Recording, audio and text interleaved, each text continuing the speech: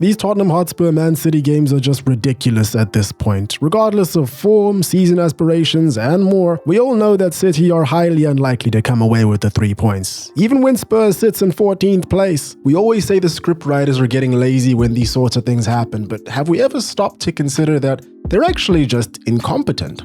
Food for thought. As Aston Villa and City both decided to drop points, Arsenal's healthy lead has once again been restored. It's been a good weekend for the Gunners, back to winning ways and even more so with goals from open play. And one of their goals, I kid you not, awarded to Madueke straight from a corner. Manchester United are involved in the best game of the weekend for the second week in a row. Surfing in Manchester in February.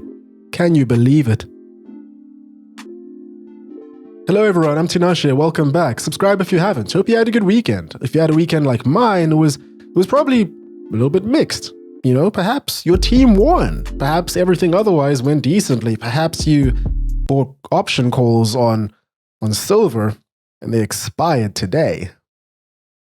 On a completely unrelated note, this video is sponsored. If you're looking for World Cup tickets, brothers and sisters, SeatGeek has you covered. This is not the first time that we've had SeatGeek as a sponsor on this channel. I do genuinely use them when looking for tickets when I'm in the US. It's really easy to use. You pick your match and seats are color-coded and organized by category, and every ticket is covered by their buyer's guarantee. And if you are heading to the US for the World Cup, we do have a special discount for you here. You can get $30 off any purchase of tickets for $200 or more using code FOOTBALLICONIC. That's $30 off any World Cup ticket after spending $200 with promo code FOOTBALLICONIC, or you can click the link in the description and the code will be added automatically. Again, thanks so much to SeatGeek for sponsoring this video. Let's get back to it.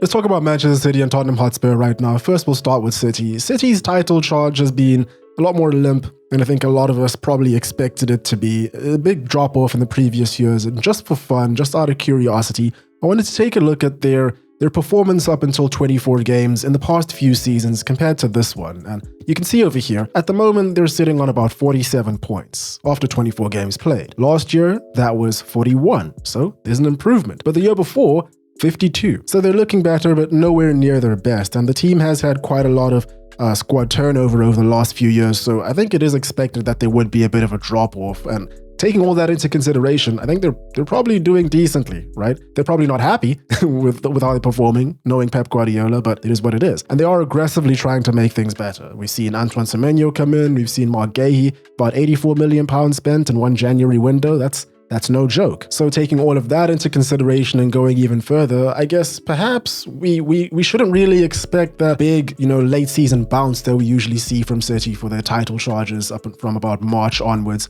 Perhaps that's not going to happen. And all the doom and gloom around City hasn't been helped by reports that Guardiola seems to be on his way out at the end of the season, according to some sources. The latest of those sources is an article that came out from The Times over the weekend saying that many Premier League bosses expected him to leave at the end of the year. Of course, if you read the actual article, no source is really given, but maybe there is weight to all of this. Maybe all the rumors that we were hearing about Enzo Maresca interviewing for the potential future vacancy were concrete. There is reason to believe that there is truth to all of this, right? Maybe we should all just take Pep Guardiola at his word. You still intend to be Manchester City manager next season? Oh my God. I have a contract, I said 1,000 million times. I will leave one day. I promise you. Not too soon. I promise you. Wherever the truth lies, in my opinion, I don't see Guardiola wanting to leave Man City anytime soon until this rebuild that they're currently in is complete. It's quite funny, I was looking at the starting lineup for City against Tottenham Hotspur, and the only players in the starting lineup for City in this game that were also in the treble-winning side are Erling Haaland, Bernardo Silva, and Rodri. And both Bernardo Silva and Rodri have 1 and 2 years respectively left on their contracts, versus Erling Haaland with 9. I think he'll be there for a while. And remember, that was only 2.5 years ago. So when I reference this rebuild, when any of us reference a Man City rebuild, we're talking about rebuilding the whole damn thing. Everything from the top down is it's going to be rebuilt. So who knows what's going to happen, realistically. On to Thomas Frank, he potentially has quite a lot in common with Guardiola. Come the end of the year, they may both be without a job. For different reasons, of course. Spurs have just been miserable this season in a lot of ways, for a lot of reasons. 29 points in 24 games. And I'd like to remind everyone that Ruben Scamarim led Tottenham Hotspur win a European trophy in their worst season ever, which is a jailable offense, by the way. But what did he get? What did he get? He got a fat £10 million payoff. And you know what? We're not getting into this today. We're not getting into this today. Tottenham Hotspur has not won a league match in 2026 at all. They've won 2 league matches since October. Do you know how mad that sounds? And yet somehow they also finished 4th in the Champions League overall table. And the only game they lost was against the champions of Europe, and they very well could have won that game. It makes no sense, but I gave up trying to make sense of this team a very long time ago. And why is it that regardless of the manager, these guys seem to have some sort of crazy injury crisis every single season around this time? Exactly. What is going on with the medical staff? They can't seem to keep these players fit to save their lives. From what I've seen of the Spurs side, and I have to admit I've only seen a handful of Spurs games this season, but regardless, it seems that what I have seen ties up quite well with the reality that a lot of people are speaking about when it comes to this team, is that they're just so disjointed. You don't really know what team you're gonna get, you know, and I think the Man City game, which we'll talk about a bit later, is a good example of this, because they're a team that can turn it on and off extremely quickly. They start well,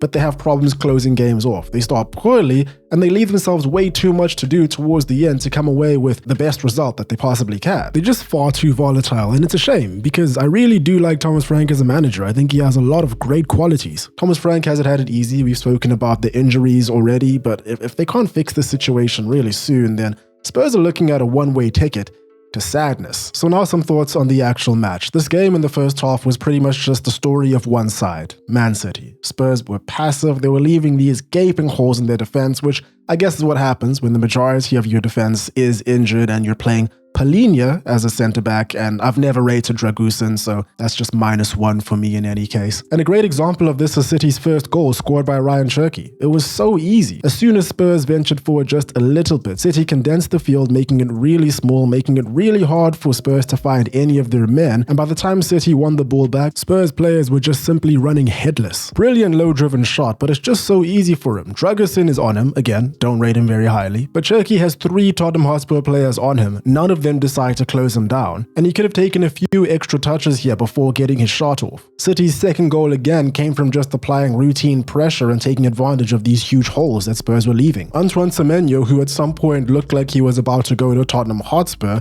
made it 2. Very quick and witty play from Rodri and Bernardo Silva, and I thought it was game over at this point, but again, this match is just such a good encapsulation of where both City and Spurs are, right? Spurs look non-existent, and they come back in the second half with a vengeance. City look good, but they still have a lot of problems with their team and overall organization. They arguably have the best attack in the league. They have the best striker in the league, right?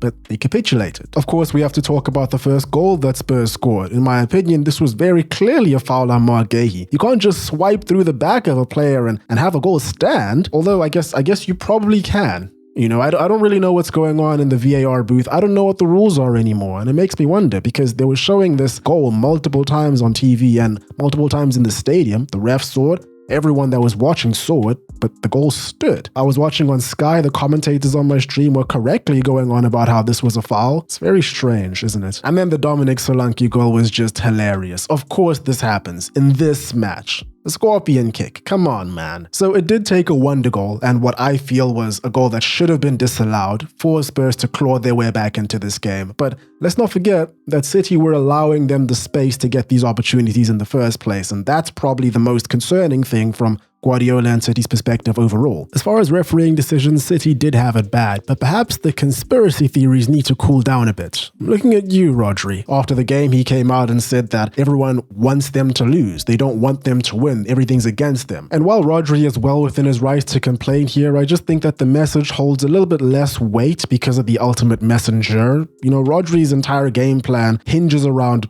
gambling whether the referee is going to book him for yellow card offenses, just these niggling challenges here and there. I counted about 3 or 4 yellow card offenses from Rodri in this game alone. He only got 1 yellow card and then he was substituted out of the game. But let's get this straight, okay? Both things are wrong. Okay, Spurs were lucky in this game. City were hard done by. They were hard done by in more ways too. Erling Haaland was denied a penalty late in the game after Dragusin bundles him over onto the floor. Counter argument. If Arsenal are allowed to do it all game, I guess Spurs are too. But overall, a fair result. Donnarumma had a good game, Bernardo Silva, Rodri were great, as were Xavi Simons, Dominic Solanke. The real winners, at the end of the day, were Arsenal. I said it after the United game last week, and the sentiment remains the same. This is their title to lose, and I expect them to win it. Moving on to another game that I watched, of course, I would be remiss if I didn't speak about Man United. What a game just in general against Fulham. Just wow. I'm having so much fun watching United these days. I look forward to it. You know, going into the weekend, how strange of a feeling is this? It's refreshing. Bruno Fernandes, oh my God, what a player. The spatial awareness that he has to offer. He got 2 assists in this game, but it's about more than the assists. It's about just the decision making, the options that he had, the width that this team has in this current system and setup and formation, and a functional midfield that he has around him. The things that he's able to do, it's remarkable. He just seemed to make the right choice every time in a game like this. And of course, there was the entire midfield that shone here. Casemiro had a blinder of a game. He inspired an apology from Jamie Carragher for the game has left him comments that he made 2 years ago now. And I'm pretty sure in an emotional rant, there's probably footage of me slandering him, but I, like everyone else, was wrong. And he's bringing out the best from Kobbie Mainoo, allowing him to get into more advanced positions and really allowing him to show his flair and decision making in the middle. Imagine, we could have had both Mainoo and Casemiro starting in the middle since last season, but we didn't, because Amorim decided that he did not rate Mainoo, and Ten Hag decided that he would rather have Casemiro play alone, in an island by himself in the midfield. So there's that. After quite a long absence from the starting lineup, Cunha was reinstated now that Patrick Dorgu was out, and he was very quiet from an attacking perspective until he got his goal. I think he did quite well from a defensive perspective before that. And on that note, you can't really take away how impressive this Fulham side is. I believe that other than United, they're the second most informed team in the league right now. So what we really have is Michael Carrick getting 3 great results against 3 great teams all in a row. Lisandro Martinez again had a fantastic game from a progression and a defensive standpoint, and he made one last-ditch tackle towards the end that was just immaculate. But again, I think any United fan should take that last 15 minutes as a bit of a warning to say that this team isn't complete yet. They're on a good run, but there are still gaping holes there. Fulham threw everything that they could. It was actually the last 25 minutes or so, wasn't it? They really took the game to United and scored 2 goals. Deserved goals. I must say, it was such a strange atmosphere watching this game, because at one point, into the second half, when it was 2-0 up, it was just one-way traffic. Benjamin Šeško missed a header. It looked like United was really cruising and didn't have much to worry about. But then everything just flipped and United were being pinned back. It seemed inevitable that Fulham were going to find their way back into the game. And they got 2 goals, deserved goals. First a penalty, a really well-taken penalty, and then a classic R1 circle finesse into the top right. Lemens was never saving that. So there were highs and lows. I must say it is quite a coincidence that those lows came as soon as Matheus Cunha and Casemiro were substituted off, and who came on?